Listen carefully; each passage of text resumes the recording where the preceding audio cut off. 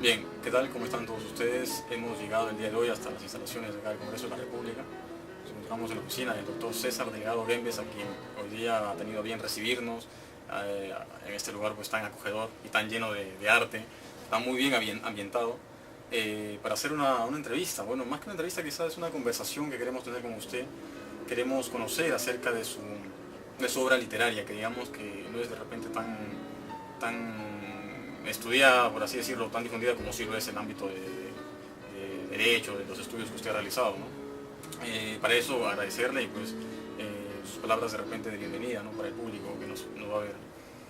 Bueno, muchas gracias por la oportunidad que tengo de compartir con el público que los ve, que los escucha, que los lee, sobre algunas inquietudes que me han llevado a mí a lo largo de los años a producir, pero por primera vez a publicar.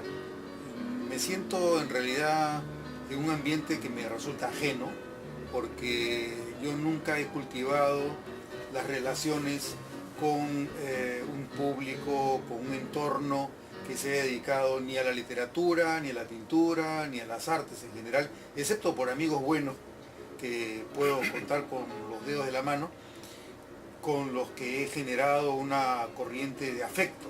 Pero digamos que como parte de un grupo identificado con una manera de entender la literatura o el arte, nunca he tenido ese tipo de vínculo. Entonces me siento un poco en un espacio ajeno, ¿no? Porque este es un espacio en el que hay otros que me han antecedido y que compartirán conmigo el espacio, que tienen derecho de piso ganado. Yo a los 65 años recién empiezo a publicar y he trabajado en esto ya por lo menos, yo diría, unos 50 años que he estado escribiendo y nunca he publicado. Bueno, pero mire, para el arte creo yo que, para el arte, para la literatura, creo que no hay edad, ¿no? Existe, por ejemplo, Saramago, José Saramago, el premio Nobel de literatura, que empezó a escribir también en una edad ya un poco avanzada, que publicó también en una edad ya más o menos avanzada y terminó ganando el premio Nobel. El premio Nobel, claro. Entonces, bueno, mis aspiraciones no son tan grandes.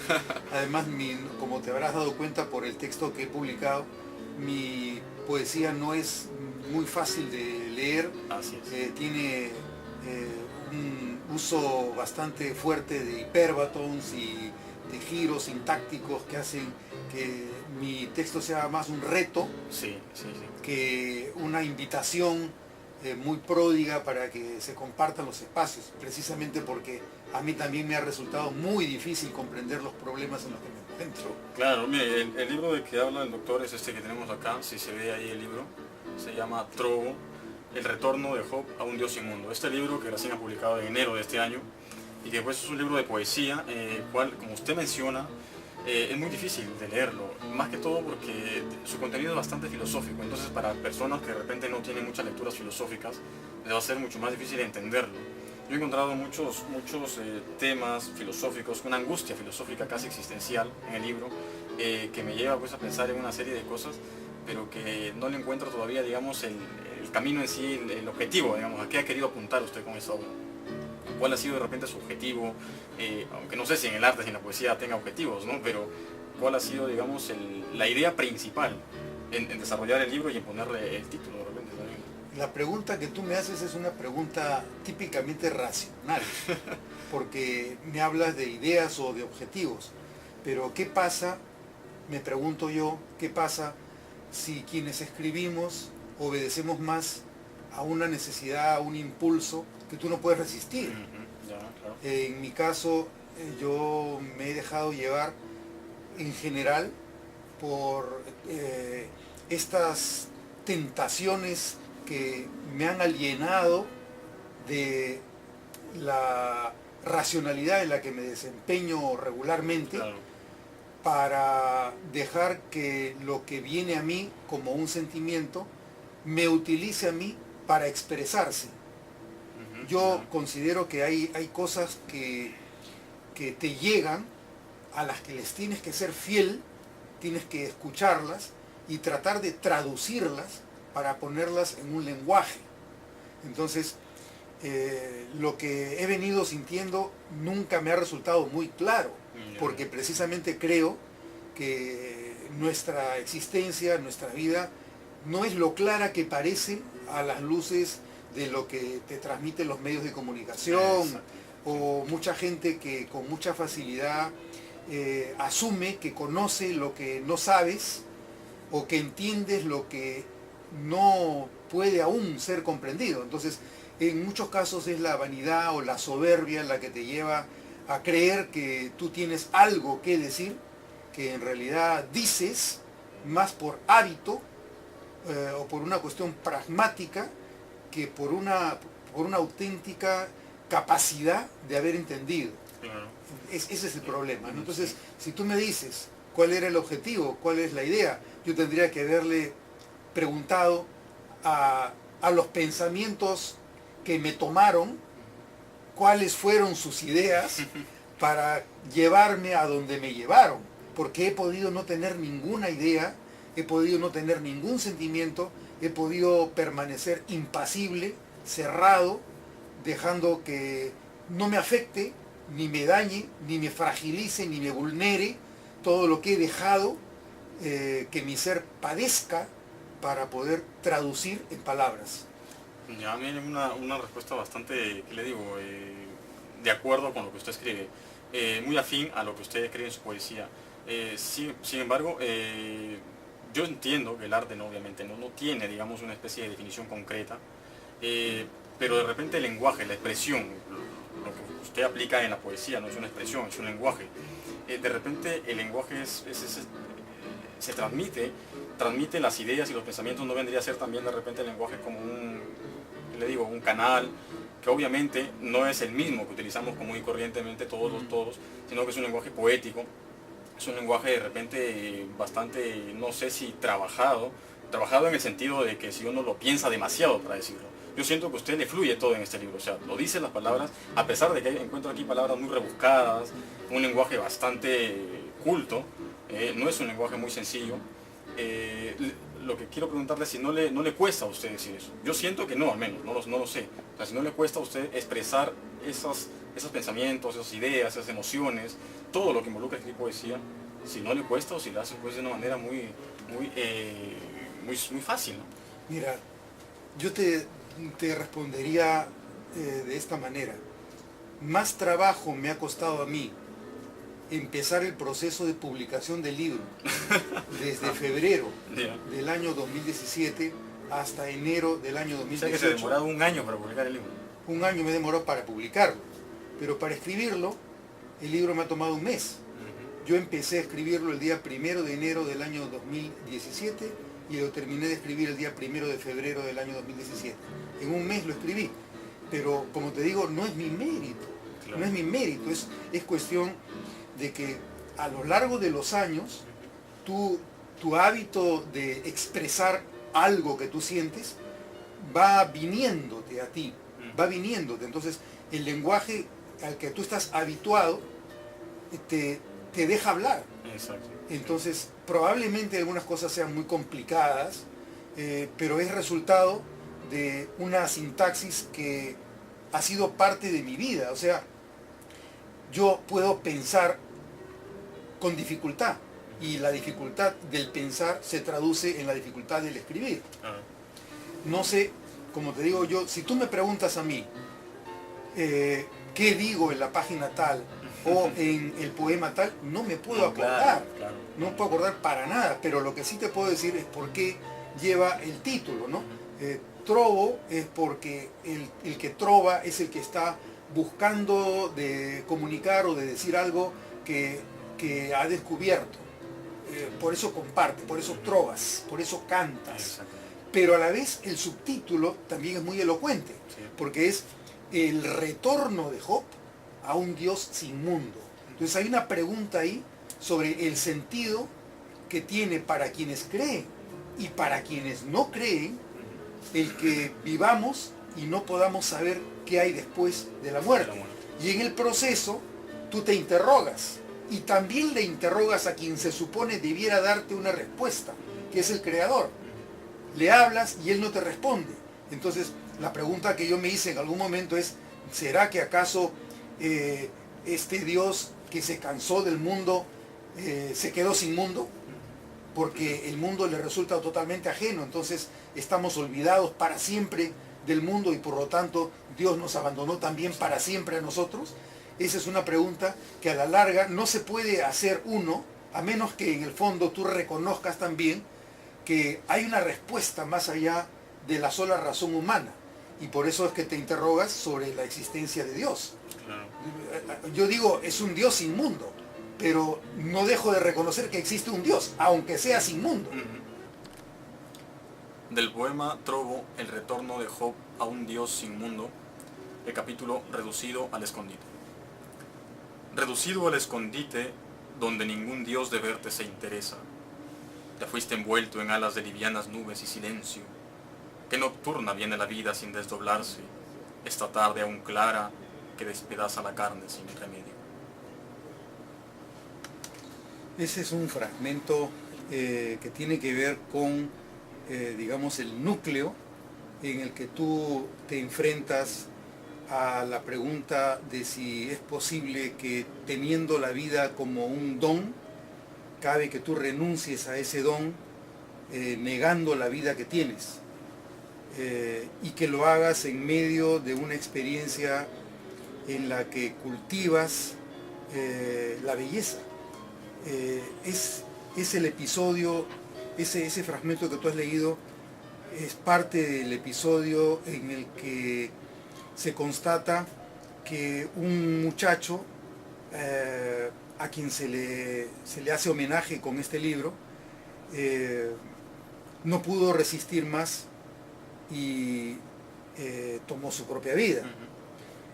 Pero a la vez es el testimonio a una persona que no solo se supone que tuvo la valentía de hacerlo, sino también que lo hizo como un tributo a una forma de culminar su experiencia artística, porque él era músico. Él era músico. Y entonces la cuestión es, ¿qué hay en el escondite? La pregunta es, ¿qué se esconde detrás de la vida y de la muerte? Ahí es donde probablemente se detona, se gatillan las preguntas y las ausencias de respuesta, que es lo que va desmenuzando, deshilachando todo el texto de una madeja que nunca se llegará a terminar de silvanar. Claro, yo encuentro ahí, en ese extracto también, encuentro muchísima angustia. Una angustia de alguien que busca, como usted mismo menciona, esas respuestas. Y por ejemplo, Jean-Paul Sartre, cuando hablaba de la vida y el existencialismo, decía, ¿no?, que la vida era una pasión absurda. ¿Usted está de acuerdo con eso? Que la vida de repente simplemente es como la pulsión, como se llama en psicología, ¿no?, que no tiene final y que al final no nos lleva a nada. Bueno, tenemos la ilusión de que la vida tiene sentido.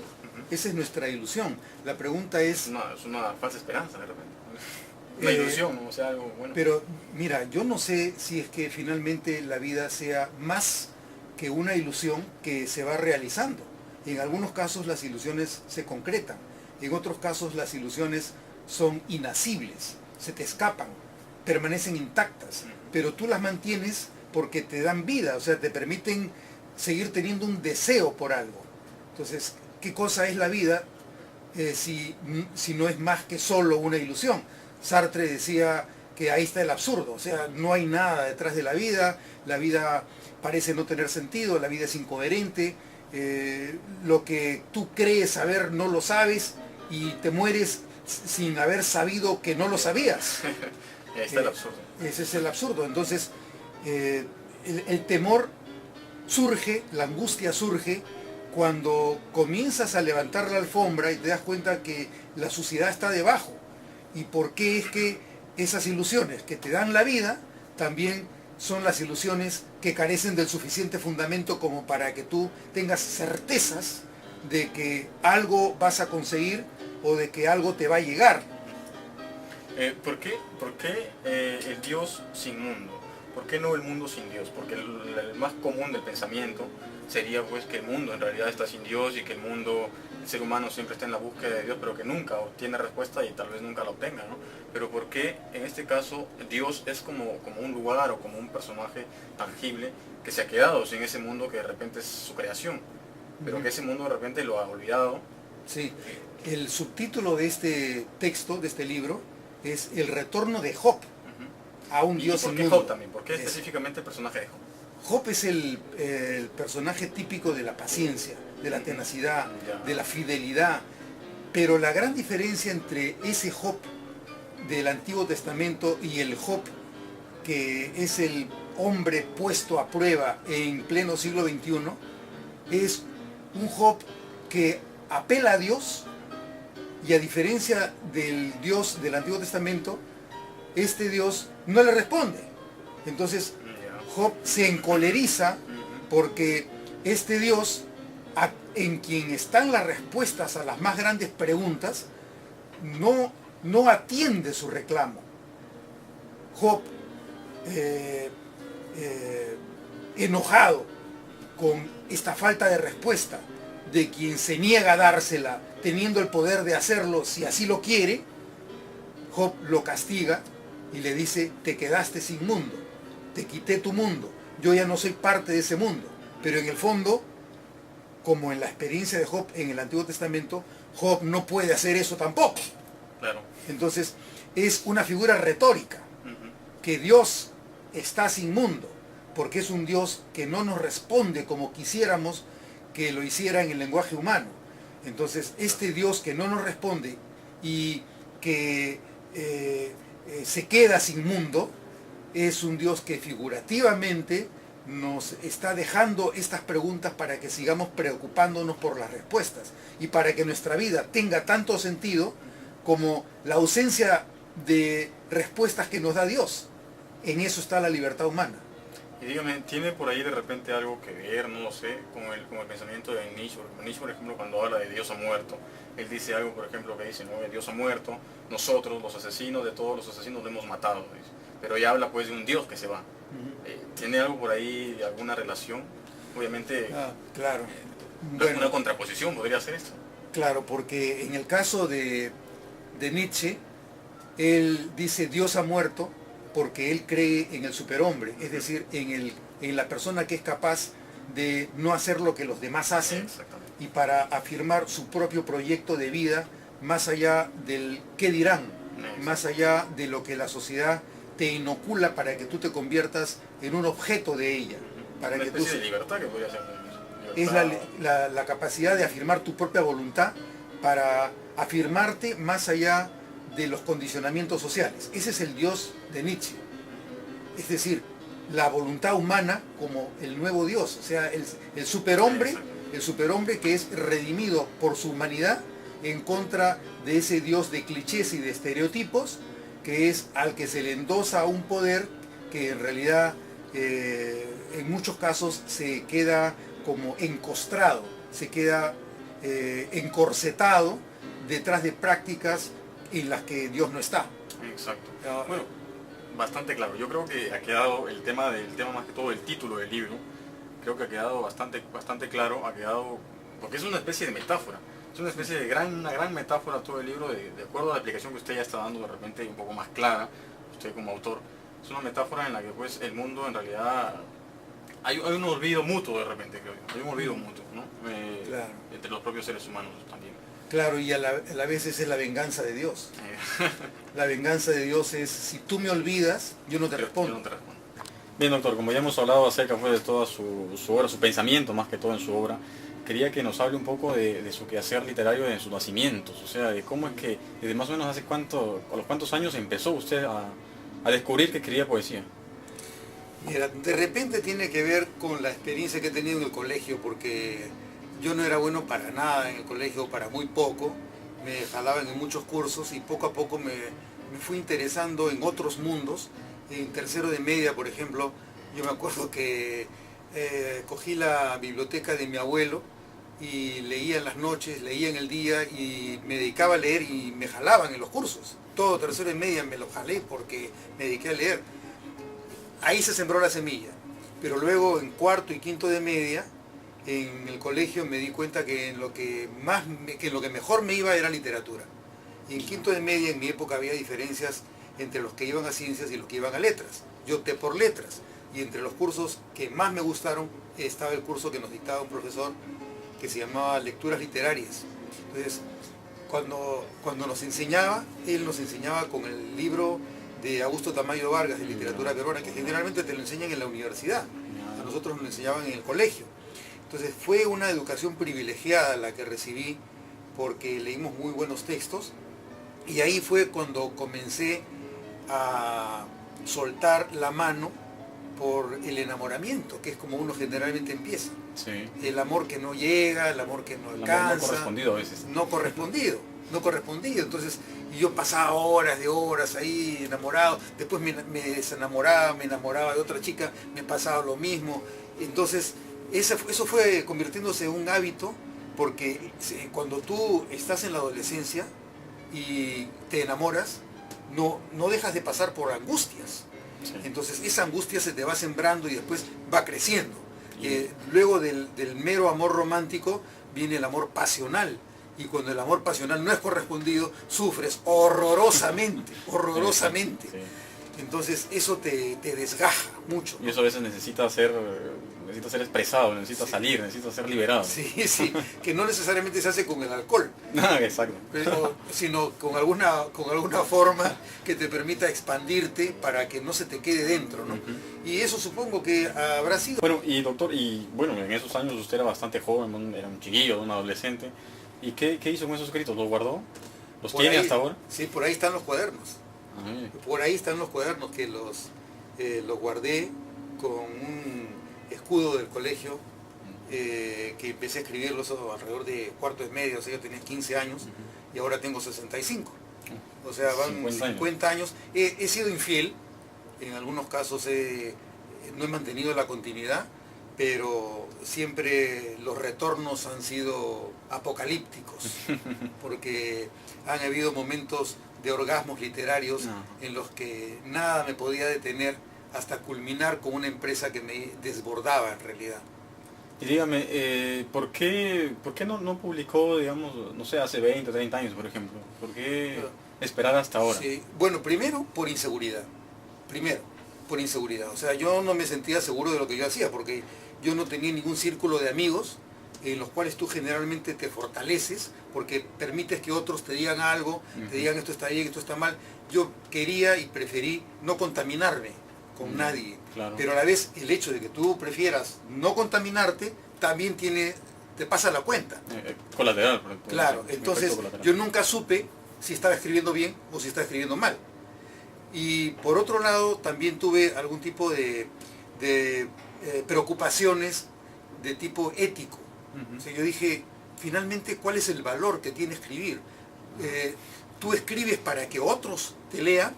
Si tú escribes para que otros te lean, entonces quiere decir que tú escribes por vanidad, porque quieres el reconocimiento de otros que no tienes y lo necesitas para compensar eso que te falta, tu propia carencia personal. Dije, no vale la pena que yo me meta en esto, porque en realidad yo no estoy buscando reconocimiento. Yo lo que busco es tratar de ser fiel a algo que tengo de todas maneras que decir. Claro. Si lo tengo que decir, lo fui diciendo. Tengo un libro de poemas que se llama Cimientos de Naufragio, que tiene aproximadamente 1500 páginas, wow. que he ido produciendo a lo largo de los años, pero no lo puedo publicar porque primero sería una botadera de plata. Los libros de poesía en general uno los publica para compartirlos con personas afines que no tienen mala leche, ¿no? Porque también tienes muchos críticos que te van a destruir porque te envidian o por celos, etcétera, y eso es parte del ambiente.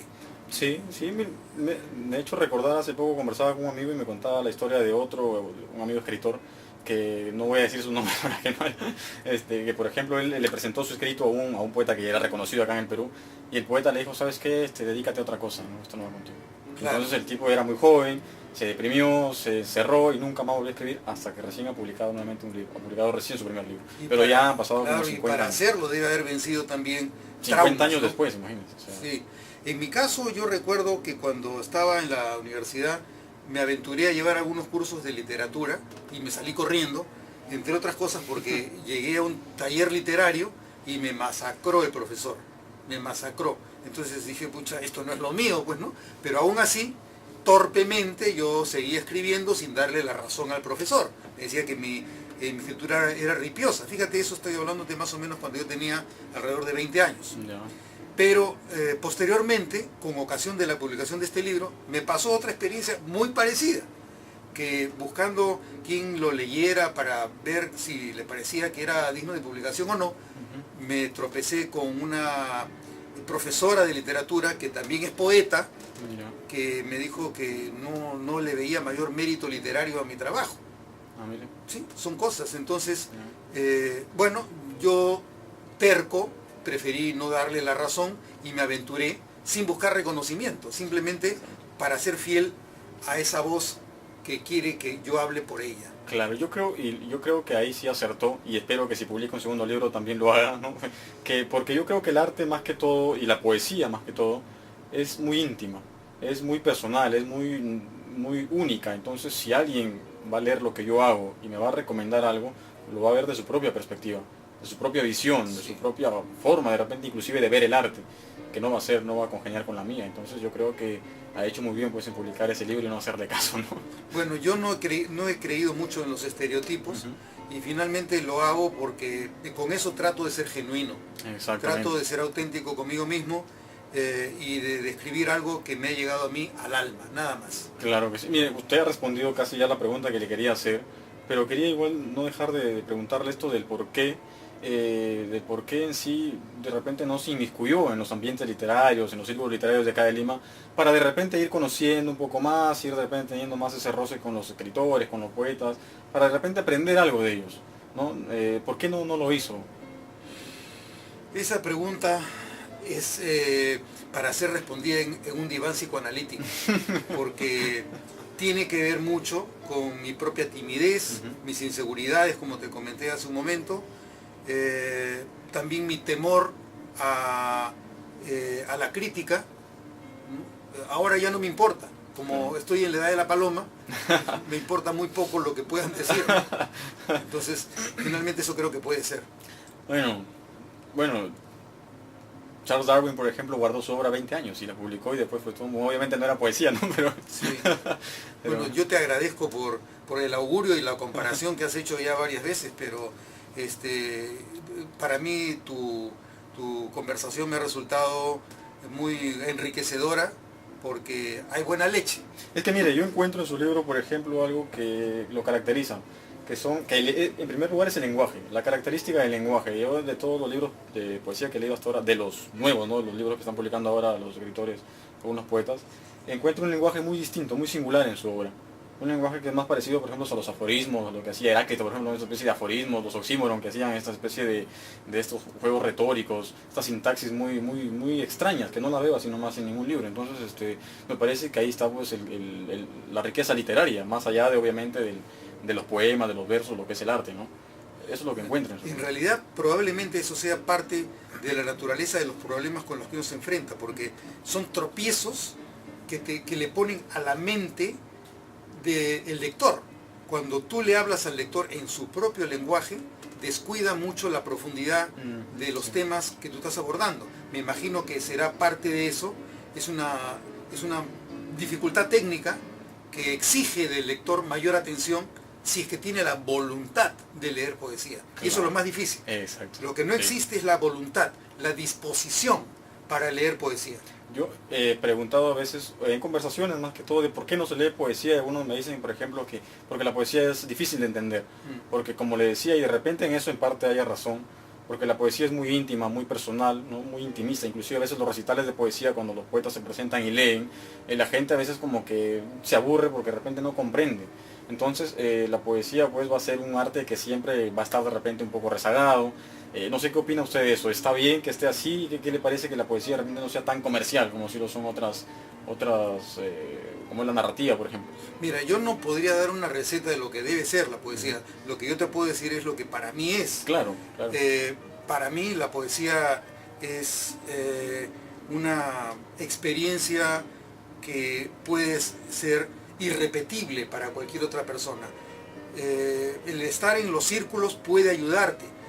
Yo me imagino que, por ejemplo, si Paul Eluard, André Breton, Baudelaire no hubieran sido parte de ese círculo por excelencia del surrealismo, probablemente no hubiera trascendido tanto como lo ha hecho. O sea, ellos se han encontrado con un círculo de personas que en ese momento coincidieron para explosionar un sentimiento. Entonces tiene ese sentido, pero a la vez cada uno de ellos tenía un mensaje totalmente distinto al de los demás.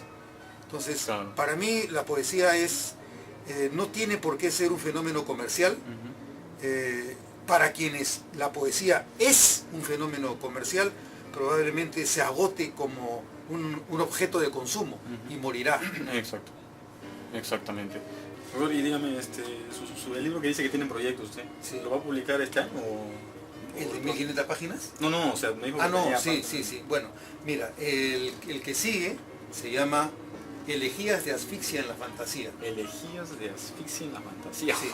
Sí. Es un texto que tiene 10 elegías. Cada una de ellas está ilustrada por el dibujo a tinta de un primo mío.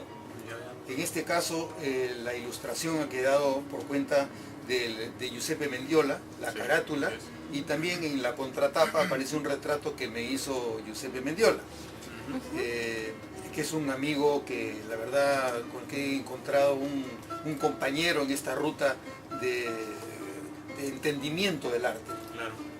Es una de las pocas personas con las que hablo en realidad en este ambiente, porque en el Congreso no hay mucho que se pueda hablar.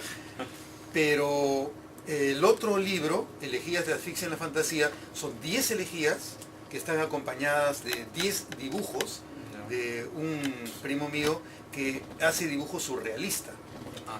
Sí, entonces la idea para el tema. Sí, la idea que tengo es que esta combinación de estos dos elementos del arte sean analizados por una persona que tenga la capacidad de integrar la pintura o el dibujo con la escritura. Hacer una especie de fusión. Que haya un análisis sobre eso. Exactamente. Sí. Hacer de repente una exposición de arte con una presentación de libro, por ejemplo. Sería estupendo. Doctor, pero puedo ver, ¿no?, por la decoración de su oficina, que a usted siempre le gustaba el arte.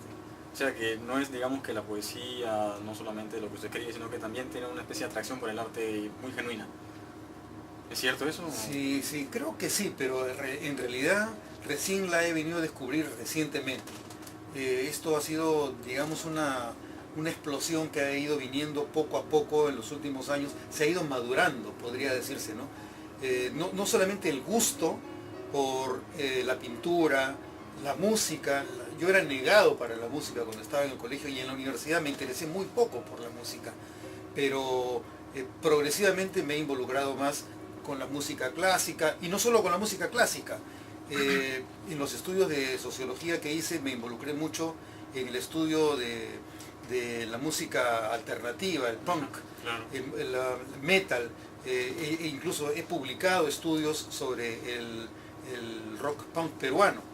Bueno, que dicen que se originó acá, ¿no? Los saicos. Claro, los saicos. Pero a la vez me intereso mucho en la música clásica, en particular los desarrollos a partir de fines del siglo XIX, con Camille Saint-Saëns, con Satie, luego en Alemania el Círculo de Frankfurt con Schoenberg, Alban Berg, Webern. Entonces no me he descuidado por eso, es parte de algo que me permite oxigenarme en un ambiente un poco tóxico como es el de la vida política peruana. Claro. Entonces esa es una parte. Por otro lado, además del gusto que he tenido por la pintura de amigos y de colegas, también he tratado de pintar sin éxito, pero igual me ha servido para poder expresar más, y últimamente también he estado haciendo cosas de escultura, con fierro, con madera, con piedra, ¿no? Me entretengo, más es un entretenimiento que tiene que ver con la proximidad a mi declive profesional. Entonces, como el ave fénix, ¿no? Voy muriendo haciendo algo y voy renaciendo en otra dimensión. Estoy tratando de que eso tenga algún sentido en mi vida, porque me veo con que ya a los 65 años ya estoy en el último cuarto de vida, en el mejor de los casos, ¿no? Entonces, acercarte a los 70 años Si tú no tienes algo que hacer y esto no te hace sentido, tú sientes que tu vida ha quedado empobrecida y no has rendido mucho, ¿no? Entonces, estoy compensando algo que muy bien podría haber hecho cuando tenía los 20 años. Nunca lo hice por falta de coraje, por falta de convicción. Sin embargo, creo que lo que hice en su momento ha sido lo correcto y ahora estoy haciendo también lo que me toca hacer. Exactamente. Me ha hecho recordar usted de Guren. Guren era una persona que también no solo escribía poesía, él también se dedicaba a la escultura, a la fotografía, a la pintura. Él hacía acuarela.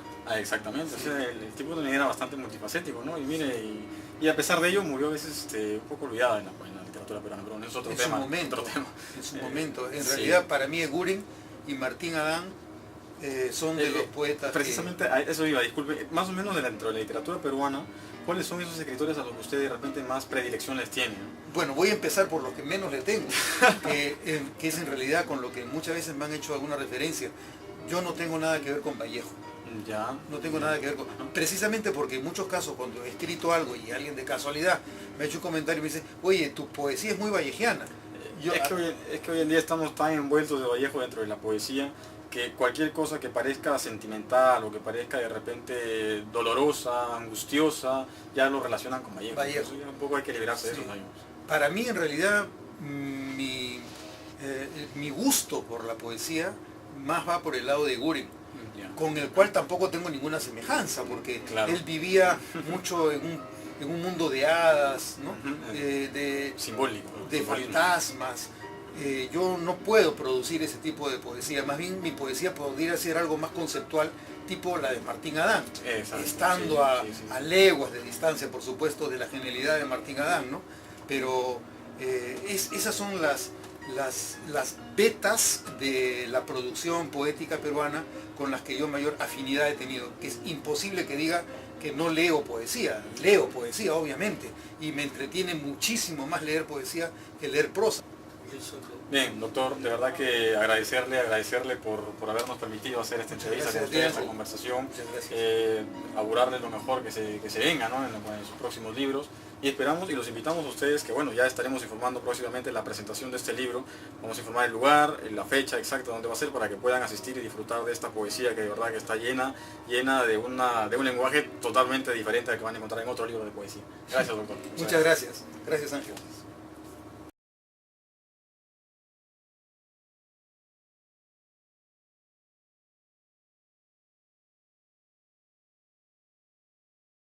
Como también algunos pintores. También. Algunos pintores que han hecho plata y otros que se han muerto sin haber vendido un solo cuadro. Sí, acá hay uno que ha hecho plata. A ver, míranos. Saludos a la cámara. Ya.